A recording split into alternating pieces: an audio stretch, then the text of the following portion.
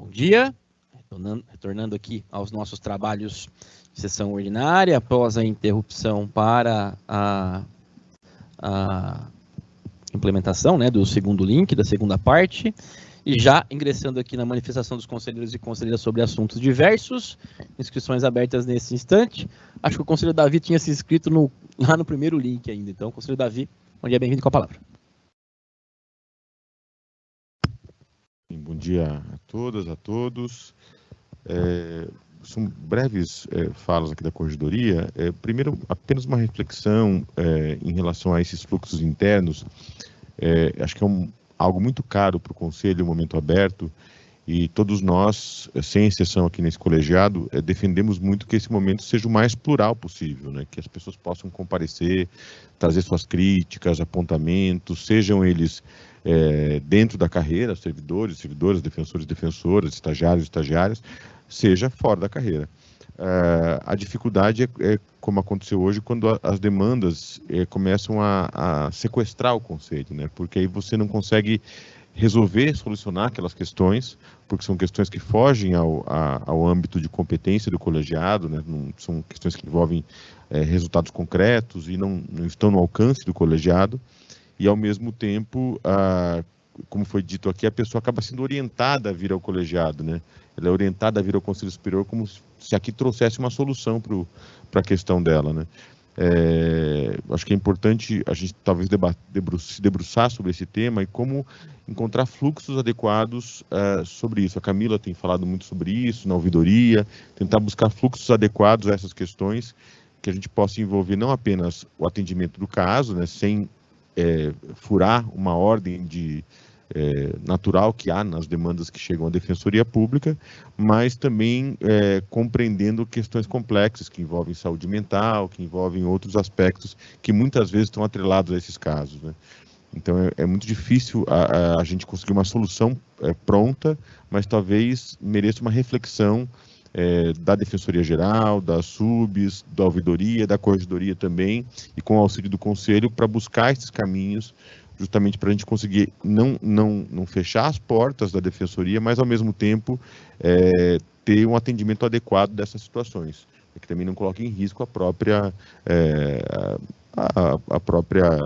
próprio funcionamento ali da estrutura do órgão, né, e nem, como eu disse, acabe tomando conta da sessão do Conselho, que infelizmente às vezes acontece. Então, acho que é uma reflexão que vale a pena a gente aprofundar e trazer desdobramentos dessa situação. Em relação às demais falas que foram feitas aqui no momento aberto, gostaria de cumprimentar todos os colegas que se manifestaram, também os usuários e usuárias da Defensoria. Especificamente sobre a questão trazida em relação ao DOL, de fato é um problema que a gente vivencia do sistema da Defensoria Pública ser um sistema em constante transformação. Eu acompanhei ao longo do tempo a evolução dos sistemas e a Defensoria começou a trabalhar com base em sistemas informatizados antes mesmo da virtualização do Poder Judiciário, né? Nosso primeiro sistema pensado aqui na Defensoria foi o CIA, né? Que era o Sistema de Integrado de Atendimento. Foi o primeiro sistema da Defensoria que teve, como tudo que é inicial, traz vários problemas e desafios, e ele teve vários problemas e desafios na sua implementação, e acabou sendo aperfeiçoado com a implantação do DOL, já há muitos anos atrás. O DOL, salvo engano, ele data de 2011, 2012, né?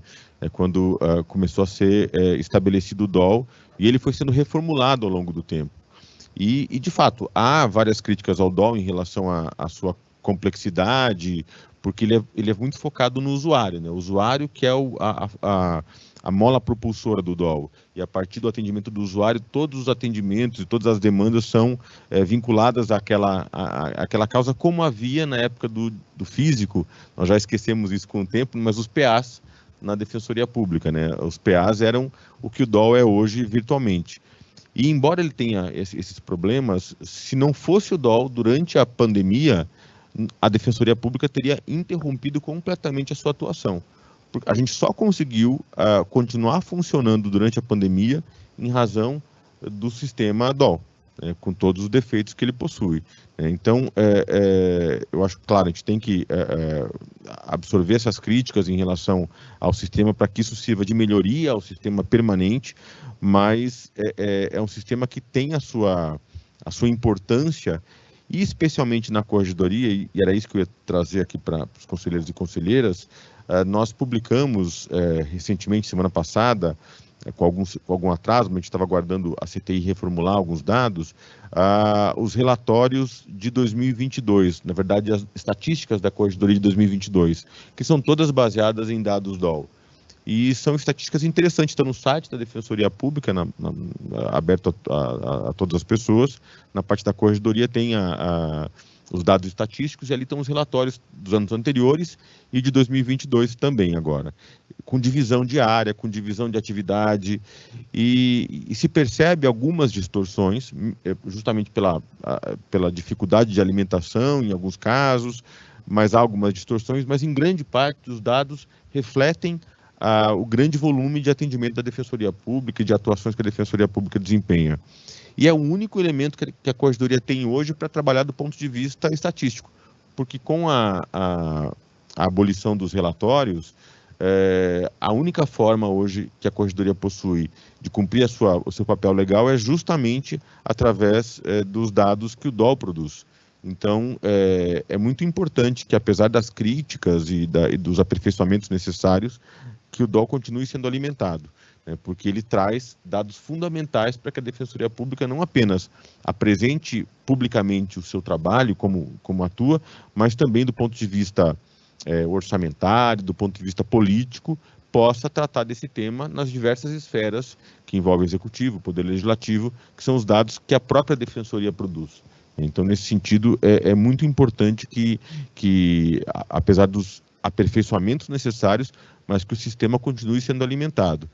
E desses aperfeiçoamentos necessários, algo que é importante, a interoperabilidade, a gente tem percebido nos locais, como eu disse na semana passada para o Leonardo, há locais em que a interoperabilidade está com um modelo piloto, não compreende todas as atuações ainda, então ele não traz todos os benefícios que poderia trazer, mas nos locais que já atuam com o DOL interoperabilidade, ele melhorou muito a estabilidade. Acho que o Luiz Felipe chegou a testemunhar sobre isso na semana passada, né?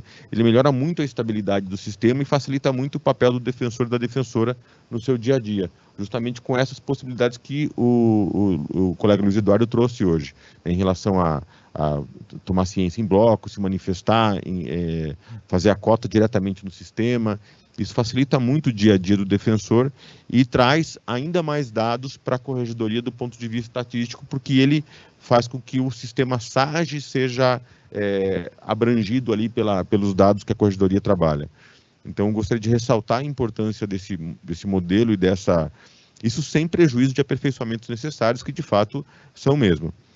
E, por fim, a última fala que eu gostaria de ressaltar é em relação como uma reflexão voltada para o passado, o acerto que foi a Lei 988 de 2006 na criação dos núcleos especializados da Defensoria.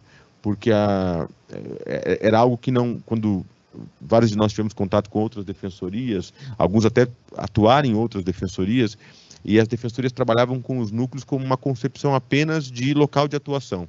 Não era um núcleo especializado em um determinado tema. Geralmente as defensorias do país afora trabalhavam com o núcleo como uma ideia de local de atuação do defensor ou da defensora.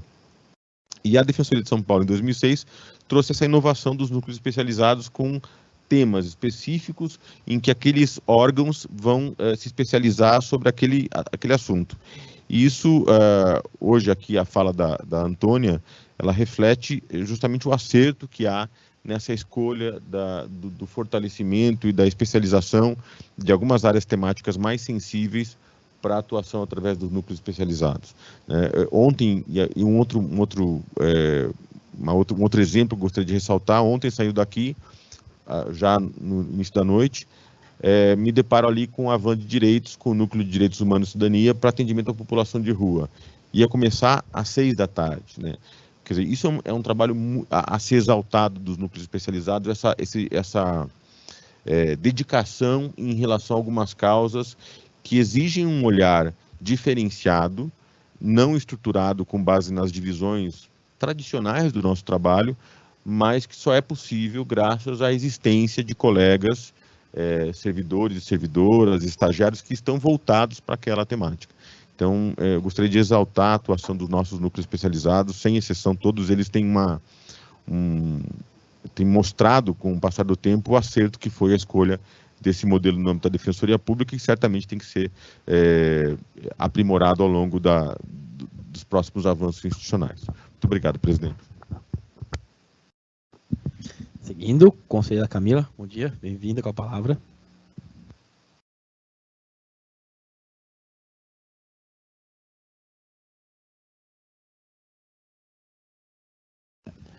Vamos suspender a sessão por alguns instantes.